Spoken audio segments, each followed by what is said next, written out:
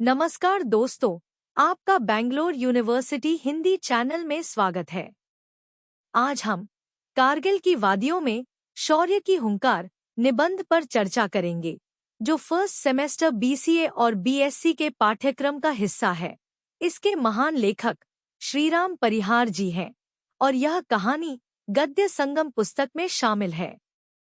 चलिए इसे समझते हैं। कारगिल की वादियों में शौर्य की हुंकार निबंध का सारांश।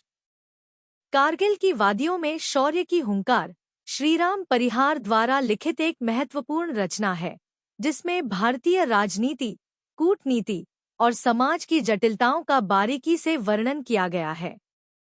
रचना की शुरुआत 20 फरवरी 1999 को होती है, जब भारत के प्रधानमंत्री एक विशेष मोटर से लाहौर की यात्रा करते हैं।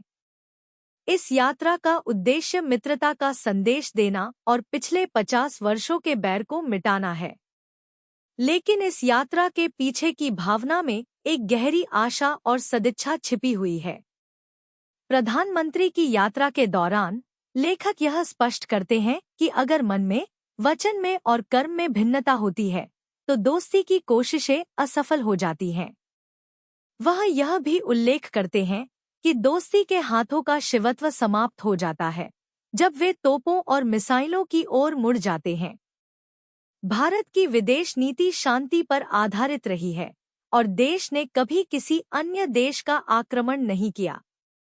इसके विपरीत पड़ोसी देश पाकिस्तान की नीयत संदिग्ध है, जो बार बार युद्ध की भाषा बोलता है।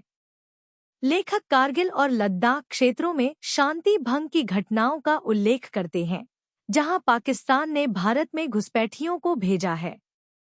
यह दोगलापन शिमला और लाहौर समझौतों का उल्लंघन है। इस संदर्भ में परिहार यह बताते हैं कि मानवता के दृष्टिकोण से यह क्रूरता है, जो दोनों देशों के बीच तनाव पैदा करती है।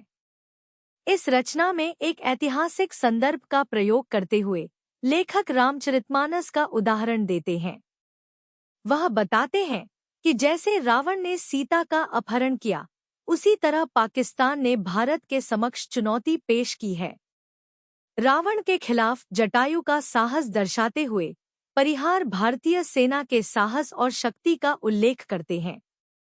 वह बताते हैं कि पाकिस्तान की हरकतें अंततः उसे नुकसान पहुंचाएंगी, क्योंकि भारत के पास आत्मिक चेतना और सुरक्षा की आवश्यकताएं हैं।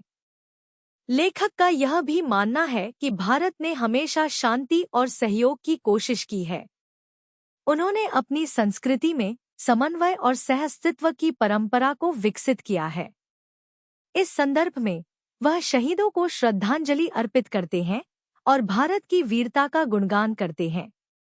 उनके अनुसार कारगिल और लद्दाख में चल रही घटनाएं एक बार फिर साबित करती हैं कि मानवता और शांतिपूर्ण सहअस्तित्व की आवश्यकता है। अंत में श्रीराम परिहार इस संदेश के साथ अपनी रचना को समाप्त करते हैं कि सभी देशों को एक दूसरे का सम्मान करना चाहिए और शांति की ओर बढ़ना चाहिए। यह न केवल राष्ट्रों के लिए, बल्कि मानवता के लिए भी आवश्यक है। उनकी यह रचना पाठकों को सोचने पर मजबूर करती है कि कैसे युद्ध और हिंसा के बजाय सहयोग और मित्रता की दिशा में कदम बढ़ाए जाने चाहिए। 1 मार्क क्वेश्चंस। प्रश्न: कारगिल की वादियों में शौर्य की हुंकार कहानी के लेखक कौन हैं? उत्तर: श्रीराम परिहार। प्रश्न: कहानी की शुरुआत किस विशेष मोटर के सफर से होती है? उत्तर: अमृतसर से लाहौर जाने वाली विशेष मोटर। प्रश्न: इस विशेष मोटर में भारत के प्रधानमंत्री किस चीज को लेकर जाते हैं? उत्तर: मित्रता का गंगाजल। प्रश्न: किस तारीख को यह मोटर यात्रा शुरू होती है? उत्तर: 20 फरवरी 1999। प्रश्न: कहानी में शिमला समझौते का क्या महत्व बताया गया है? उत्तर: यह दोस्ती और नई सुबह की प्रतीक है। प्रश्न: राजनीति और कूटनीति में क्या अंतर है, जैसा कि कहानी में बताया गया है? उत्तर: यदि मन में कुछ और वचन में कुछ हो, तो दोस्ती के लिए बढ़ाए गए हाथ झूठे साबित होंगे। प्रश्न: भारत की विदेश नीति के बारे में कहानी में क्या कहा गया है? उत्तर, भारत की विदेश नीति हमेशा शांति की रही है। प्रश्न, भारत के पड़ोसी देश ने कारगिल में किस प्रकार की हरकत की है? उत्तर, शांति भंग कर घुसपैठियों को भेजा है। प्रश्न, क्या भारत युद्ध चाहता है, जैसा कि कहानी में उल्लेखित है? उत्तर, भारत युद्ध नहीं चाहता।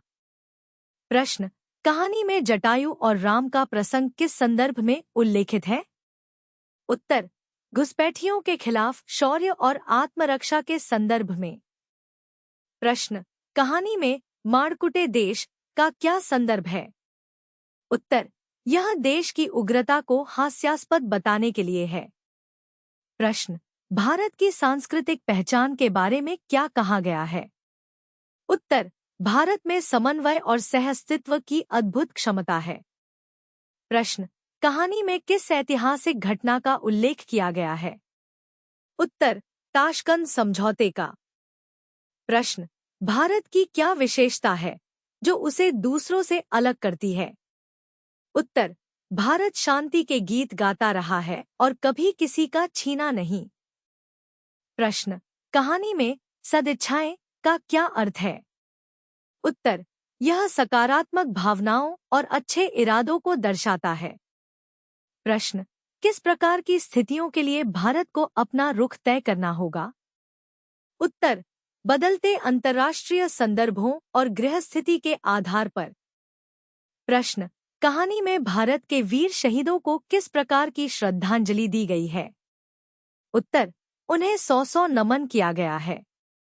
प्रश्न, भारत और पाकिस्तान के बीच की शांति का क्या संकेत है? उत्तर, दोनों देशों के बीच दोस्ती के हाथ बढ़ाने का प्रयास। प्रश्न, कहानी में कटीले तारों के आर पार का क्या मतलब है? उत्तर, यह सीमाओं के पार मित्रता और शांति का प्रतीक है। प्रश्न, कहानी में सहअस्तित्व का महत्व क्यों बताया गया है? उत्तर, सहअस्तित्व से ही मानवता और सभ्यता का विकास संभव है। कारगिल की वादियों में शौर्य की हुंकार निबंध के संदर्भ के साथ व्याख्या और विशेषताएं। पहला, पंक्ति, शांति का गंगाजल लेकर चल रहा है भारत। संदर्भ, यह पंक्ति कहानी के आरंभ में भारत की विदेश नीति और उसकी शांति स्थापना के लिए किए जा रहे प्रयासों का संकेत देती है।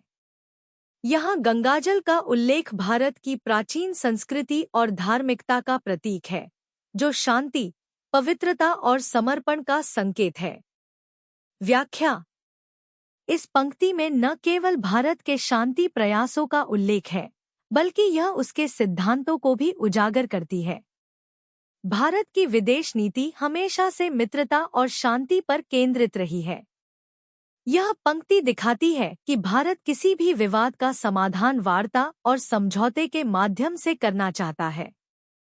गंगाजल का उपयोग इस बात के लिए किया गया है कि भारत अपनी संस्कृति और मूल्यों को प्राथमिकता देता है और वह युद्ध की बजाय शांति का मार्ग अपनाना चाहता है। विशेषता, इस पंक्ति की विशेषता यह है कि यह भारत के सकारात्मक दृष्टिकोण को दर्शाती है। यह न केवल कहानी का मुख्य विषय है, बल्कि यह भारतीय समाज की एकता और शांति के प्रति उसकी प्रतिबद्धता को भी दर्शाती है। गंगाजल का प्रतीकात्मक अर्थ इसे और भी गहरा बनाता है, जिससे पाठकों को यह समझ में आता है कि भारत की नीतियां केवल राजनीतिक नहीं, बल्कि सांस्कृतिक और आध्यात्मिक भी हैं। दूसरा, पंक्ति, किसी भी कीमत पर हमें अपनी सीमाओं की रक्षा करनी है। संदर्भ, यह पंक्ति कहानी में उन स्थितियों को उजागर करती है जहां भारत को अपने सीमाओं की सुरक्षा के लिए गंभीरता से विचार करना पड़ता है। यह कारगिल युद्ध के संदर्भ में महत्वपूर्ण है, जहां भारत ने अपने दुश्मनों के खिलाफ दृढ़ता से खड़ा होना पड़ा। व्याख्या, इस पंक्ति में निहित अर्थ यह है कि राष्ट्रीय सुरक्षा केवल सरकार की जिम्मेदारी नहीं है, बल्कि हर एक नागरिक का कर्तव्य है। यह पंक्ति दिखाती है कि भारत ने अपने अधिकारों का रक्षा करने के लिए किसी भी प्रकार के बलिदान को स्वीकार करने का निर्णय लिया है। सीमाओं की सुरक्षा के लिए यह दृढ़ संकल्प न केवल सैन्य बलों बल्कि आम जनता की भी मानसिकता को दर्शाता है। विशेषता। इस पंक्ति की विशेषता यह है कि यह एकजुटता और बलिदान के महत्व को दर्शाती है। यह न केवल सेना के लिए बल्कि प्रत्येक भारतीय के लिए एक प्रेरणा है कि वे अपने देश के प्रति जिम्मेदार रहें। इस प्रकार यह कहानी में न केवल एक संघर्ष का संकेत है बल्कि यह पाठकों को अपने कर्तव्यों के प्रति जागरूक भी करती है। तीसरा, पंक्ति। हमारी संस्कृति में शांति और सहिष्णुता की जड़ें हैं। संदर्भ। यह पंक्ति भारत की सांस्कृतिक पहचान को उजागर करती है, जो देश की मजबूत जड़ों को दर्शाती है। शांति और सहिष्णुता भारतीय समाज की बुनियादी विशेषताएं हैं और यही इसकी ताकत है। व्याख्या। इस पंक्ति का अर्थ है कि भारतीय संस्कृति में शांति और सहिष्णुता केवल विचार नहीं है, बल्कि ये व्यवहार में उतारे जाने वाले मूल तत्व हैं।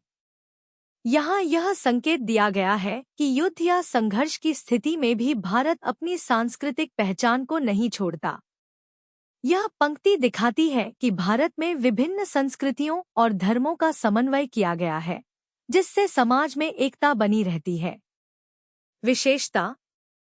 इस पंक्ति की विशेषता यह है कि यह भारत की सांस्कृतिक विविधता को दर्शाती है।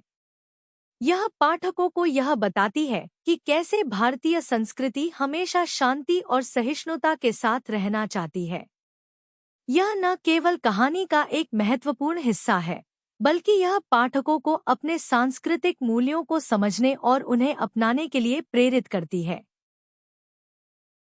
कारगिल की वादियों में शौर्य की हुंकार निबंध के मुख्य पात्रों पर टिप्पणी।